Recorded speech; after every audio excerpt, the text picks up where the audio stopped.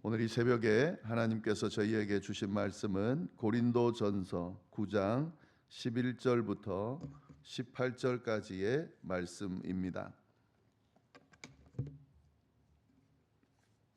고린도전서 9장 11절부터 18절까지의 말씀, 우리 다 같이 함께 봉독하도록 하겠습니다. 우리가 너희에게 신령한 것을 뿌렸은즉 너희의 육적인 것을 거두기로 과하다 하겠느냐? 다른 이들도 너희에게 이런 권리를 가졌거든 하물며 우리일까 보냐? 그러나 우리가 이 권리를 쓰지 아니하고 범사에 참는 것은 그리스도의 복음에 아무 장애가 없게 하려 함이로다. 성전의 일을 하는 이들은 성전에서 나는 것을 먹으며 제단에서 섬기는 이들은 제단과 함께 나누는 것을 너희가 알지 못하느냐? 이와 같이 주께서도 복음 전하는 자들이 복음으로 말미암아 살리라 명하셨느니라. 그러나 내가 이것을 하나도 쓰지 아니하였고 또 이 말을 쓰는 것은 내게 이같이 하여 달라는 것이 아니라 내가 차라리 죽을지언정 누구든지 내 자랑하는 것을 헛된 되로 돌리지 못하게 하리라. 내가 복음을 전할지라도 자랑할 것이 없음은 내가 부득불 할 일임이라. 만일 복음을 전하지 아니하면 내게 화가 있을 것이리로다. 내가 내 자의로 이것을 행하면 상을 얻으려니와 내가 자의로 아니한다 할지라도 나는 사명을 받았노라. 그런즉 내 상이 무엇이냐? 내가 복음을 전할 때에 값없이 전하고 복음으로 말미암아 내게 있는 권리를 다 쓰지 아니하는 이것이로다. 아멘. 네, 오늘 고린도전서 9장 중반절 말씀 함께 나누도록 하겠습니다. 어제 1절부터 10절까지의 말씀을 통해서 바울이 사도로서의 자격이 있다라고 자격을 변호하면서 이야기하는, 그리고 자기가 복음 사역자로서 마땅히 받아야 될 권리가 있다라는 이야기들을 쭉 했습니다.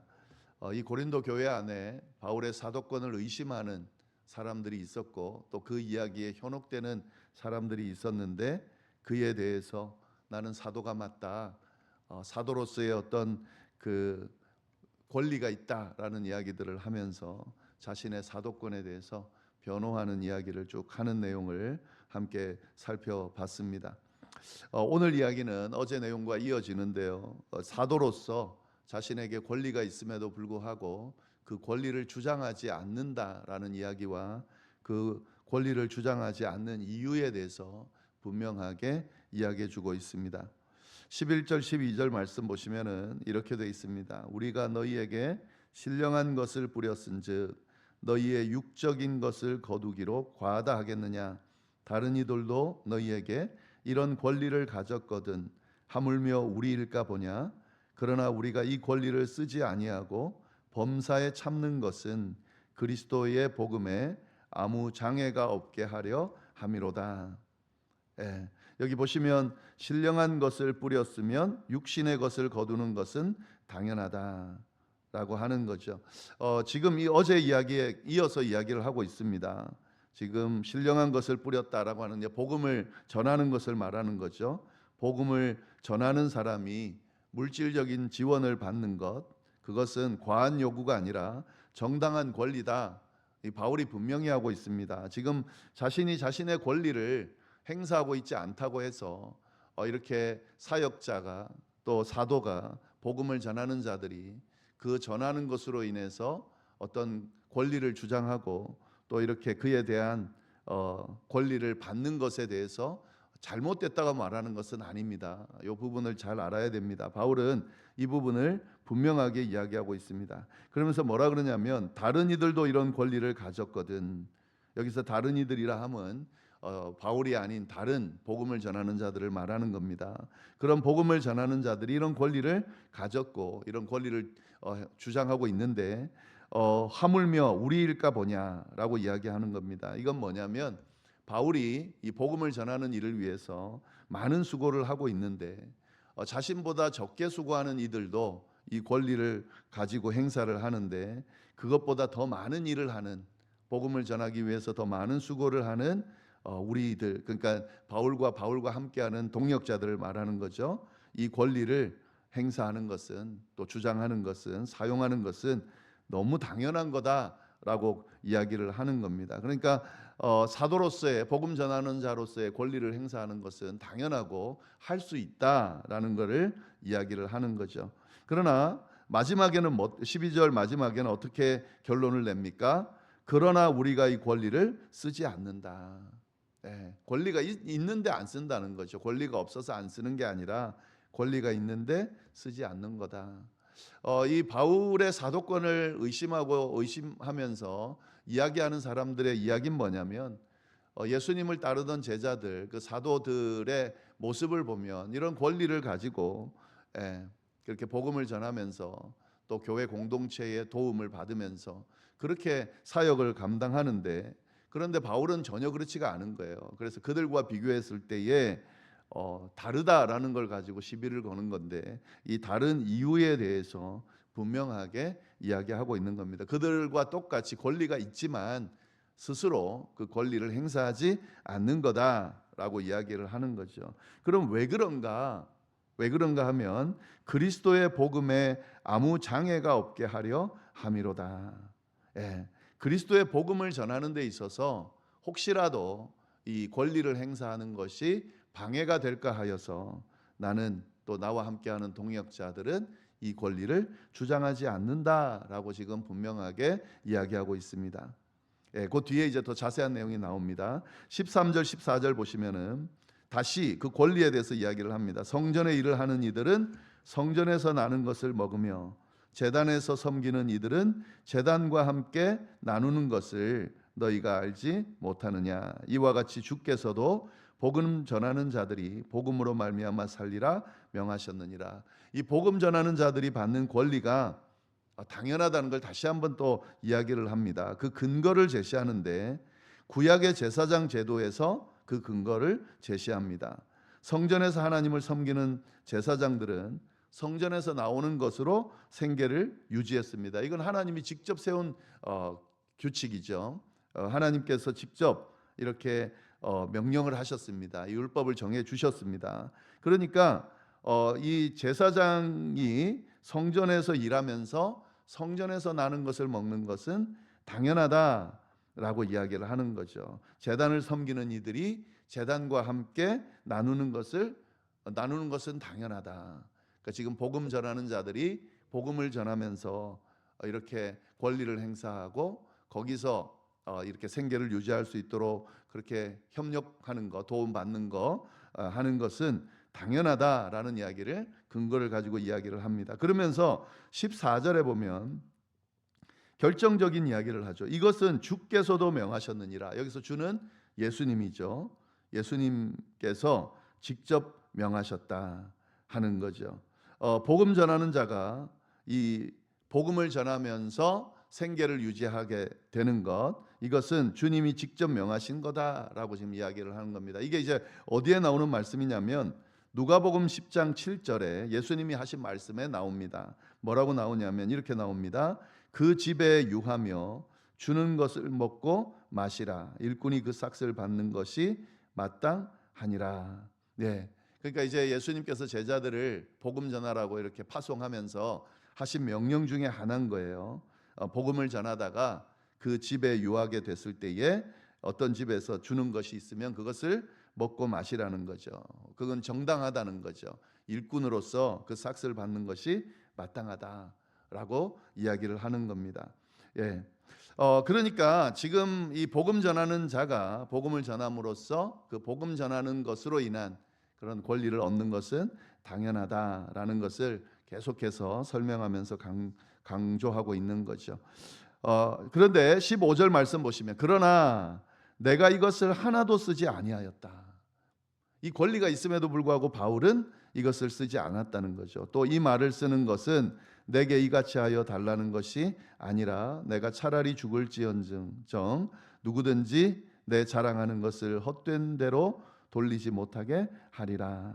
나는 이 권리를 하나도 사용하지 않았다. 여기서 하나도라는 말은 아주 결벽하다는 거죠. 한 번도 전혀 사용하지 않았다는 거죠. 이 권리가 있음에도 불구하고 자기는 한 번도 사용하지 않았다라고 이야기를 합니다. 그러면서 이렇게 이야기하는 것을 혹시 오해할까봐 이 말도 붙이죠. 이 말을 쓰는 것은 내게 이같이 해달라는 것이 아니다. 내가 그 권리를 사용하지 않았기 때문에 않았는데 너희가 이 권리를 내게 행사해 주었으면 좋겠다. 이 내가 받을 권리를 주면 좋겠다라고 하는 것이 아니다라고 지금 분명하게 이야기하고 있는 겁니다. 차라리 죽을지언정. 네. 그러니까 이 권리를 받는 것은 자기가 원하는 바가 아니라는 거죠. 예. 차라리 죽을지언정 이것을 헛된 대로 돌리지 않게 하는 거다. 내가 한 이 권리를 받지 않은 것이 일종의 자랑이다.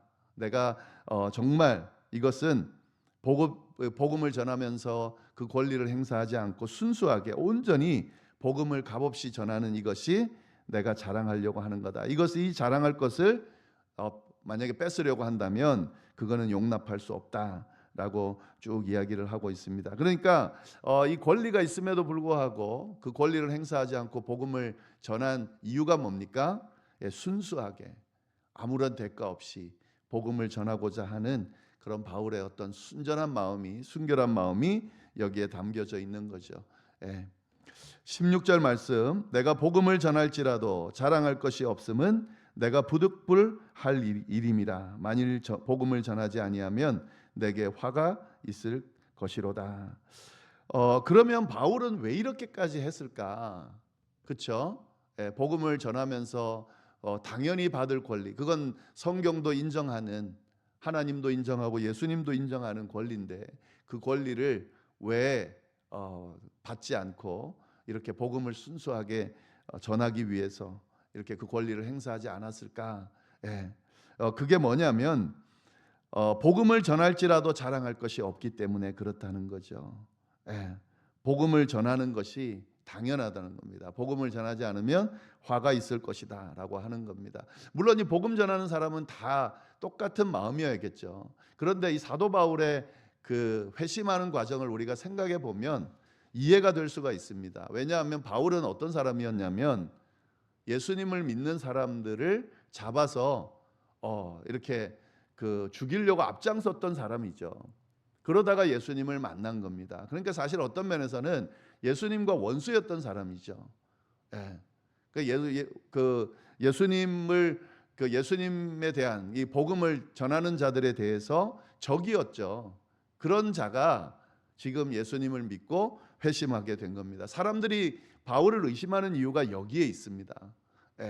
바울을 의심하는 이유가 이렇게 열심히 사역을 함에도 불구하고 바울을 왜 의심하냐면 원래 바울은 예수 믿는 자들을 죽이는데 앞장섰던 열심을 냈던 사람인 걸 알거든요. 그런데 갑자기 예수님 만났다고 하면서 예수님을 전하는 그런 사역자로 사도로 그렇게 행동을 하니까 의심이 생기는 거죠. 그러니까 바울은 지금 이런 자신의 어떤 과거의 모습에 대해서 이걸 어떻게 하면 해결할 수 있을까? 또 깨끗하게 할 수 있을까? 또 갚을 수 있을까? 이런 마음이 있었던 거죠. 그러니까 다른 사람들보다 더 복음을 전하는 것이 이건 너무 당연한 거다. 이거 내가 원수였던 사람이 대적했던 사람이 이렇게 복음을 전하는 은혜를 받는다라는 걸 생각해 본다면 권리를 행사하고 대가를 받는다라고 하는 것은 그건 말이 안 되는 거다라는 생각을 하고 있었던 거죠. 그렇기 때문에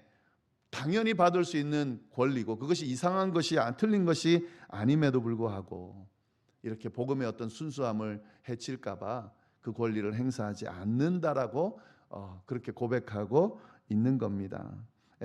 그리고 이렇게 은혜를 받았음에도 불구하고 복음을 전하지 않는다면 내게 화가 있을 것이다 라고 그렇게 이야기를 하는 거죠. 17절 말씀, 내가 내 자유로 이것을 행하면 상을 얻으려니와 내가 자유로 아니한다 할지라도 나는 사명을 받았다. 자원해서 복음을 전하면 상을 받겠지만 혹 자원하지 않는다 하더라도 하나님께서 내게 맡기신 일이기 때문에 나는 복음을 전하지 않을 수 없다라고 그렇게 고백하고 있는 겁니다. 18절 말씀, 그런즉 내 상이 무엇이냐, 내가 복음을 전할 때에 값없이 전하고 복음으로 말미암아 내게 있는 권리를 다 쓰지 아니하는 것이로다. 그래서 지금 바울이 생각하는 이 복음을 전하는 상이 뭐냐면 그 권리가 아니라는 거죠. 돈도 아니고 명예도 아니고 복음을 값없이 전하는 이것이 하나님 앞에 섰을 때에 상이 된다 하는 거죠. 권리가 있음에도 내려놓고 대가를 바라지 않고 순수하게 섬기는 것, 이것이 하나님 앞에서의 큰 보상이다. 그래서 자신이 권리를 행사하지 않고 이렇게 순수하게 복음을 전하기 위해서 내가 이렇게 다른 사람과 달리 이렇게 복음을 전한다라고 이야기를 하고 있는 겁니다. 네, 이 사도 바울의 이 모습을 보면서 우리가 여러 가지 생각을 할 수 있는데, 그러면 이 바울하고 달리 사도들 베드로를 위시해서 그럼 그 사도들은 순수하게 복음을 전하지 않은 거냐, 뭐 이렇게 우리가 생각할 수 있죠. 비교해 본다면. 왜냐하면 그때 그 사도들은 투잡을 가지고 그렇게 일하면서 사역한 게 아니라 순수하게 그냥 복음만 전하면서 거기서 이 헌금을 가지고 같이 생활하고 그렇게 살았거든요. 그러면 그 사람들은 바울보다 못한 거냐, 뭐 이렇게 생각할 수 있지만 바울은 그 이야기를 하고 있는 게 아닙니다. 지금 베드로나 다른 사도들의 삶을 보면 결국에는 그들도 순교했거든요. 예수님께서 걸어가신 그 십자가의 길을 능히 감당하면서 그렇게 삶을 또 사명을 마무리했거든요. 그들이 이 그 복음을 전하는 권리를 받냐 안 받냐의 문제가 아니고 그들도 여전히 모든 것을 걸고 복음을 전하는 삶을 살았다라고 하는 것을 감안해 본다면 이 사도 바울이 이야기하는 것은 진짜 복음을 전하는 자세가 뭐냐 하는 것을 분명하게 드러내주고 있는 겁니다. 사도 바울처럼 할 수 있으면 제일 좋겠죠. 그러나 사도 바울과 같지 않다 하더라도 이 복음을 전하는 자들의 자세, 그리스도인들의 자세, 사명을 감당하는 자들의 자세가 어떠해야 되는지를 우리가 분명하게 알 수가 있는 겁니다. 우리가 이제 교회를 섬기고 또 하나님의 나라를 위해서 일하고 또 복음을 전하고 할 때 자꾸 그런 생각을 하게 되죠. 이걸 하면 뭐가 좋을까? 또 이걸 하면 하나님이 칭찬해 주실까? 또 어떤 대가를 주실까? 또 그런 것들이 주어지지 않으면 서운한 마음도 들고 내가 이걸 왜 해야 되나 하는 의구심도 들고 그렇게 할 수가 있죠. 그러나 사실은 가만히 생각해 보면 이건 너무 당연한 거거든요. 하나님께서 우리에게 주신 구원의 은혜, 구속의 은혜, 또 지금까지 함께 하시면서 이끄신 은혜, 또 지금도 이끄시고 이후에도 이끄실 또 영원토록 우리에게 삶을 영생하도록 이끄신 그 은혜를 생각하면 사실 우리가 수고하는 것들에 대한 대가를 혹 받지 못한다 하더라도 그것이 사실은 그 자체가 하나님 앞에 온전한 그런 모습을 드리는 것이고 그 은혜에 보상하는 것이고 그리고 하나님은 그 모습을 기뻐하신다라는 사실을 우리가 기억하면서 섬길 수 있어야 된다 하는 거죠.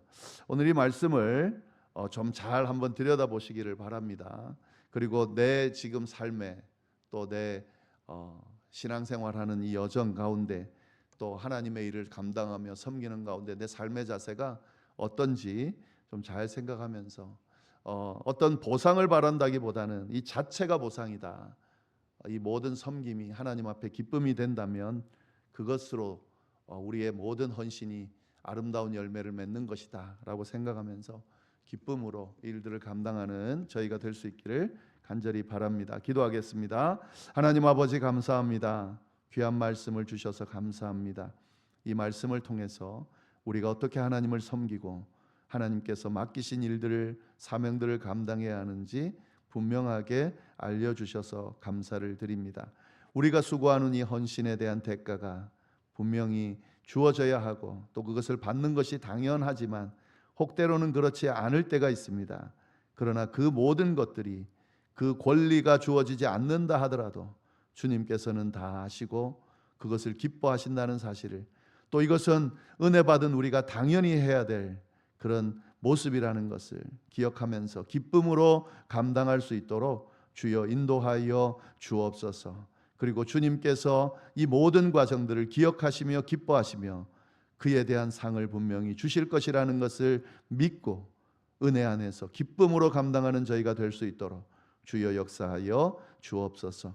이어서 드리는 개인의 기도와 중보 기도 위에도 함께하여 주시기를 간절히 바라고 살아계신 예수님의 이름으로 기도드립니다. 아멘.